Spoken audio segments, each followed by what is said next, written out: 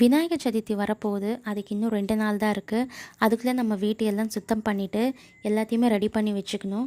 பூஜை ரூமில் விநாயகர் சதுர்த்திக்கு நம்ம செய்கிறதுக்கு என்னென்ன தேவையோ அது எல்லாத்தையுமே இப்போயே அரேஞ்ச் பண்ணி வச்சிடணும். எனக்கு பார்த்திங்கன்னா மாக்கோலம் போடுறதுக்கு பச்சரிசி மாவு காலி ஆகிடுச்சு. ஸோ அந்த ப்ரிப்பரேஷன் தான் இன்றைக்கி நான் பண்ணிகிட்ருக்கேன். அதோடு இன்றைக்கி செவ்வாய்க்கிழமை அப்படின்றதுனால முருகருக்கு வெற்றிலை தீபமும் போடலாம் அப்படின்னு சொல்லிட்டு கிட்டத்தட்ட நான் முருகருக்கு வெற்றிலை தீபம் போட்டு 4-5 மாதம் ஆகுது. ஸோ மறுபடியும் அகெயின் போடலாம் அப்படின்ட்டு ஒரு 3 மந்த்ஸாக எதையுமே எந்த வேலையும் செய்ய முடியல. எதுவுமே தோணலை. ஏதோ ஒரு மைண்டெல்லாம் எம்டியாக இருக்குது. இன்றைக்கி அகெயின் நான் மறுபடியும் முருகருக்கு ஸ்டார்ட் பண்ணியிருக்கேன். இதுக்கப்புறம் எல்லாமே நல்லா போகும் அப்படின்னு நான் நினைக்கிறேன். இதே கையோட அந்த மாக்கோலத்துக்கு பச்சரிசி மாவு ஃபுல்லாக ரெடி பண்ணி வச்சுருக்கேன்.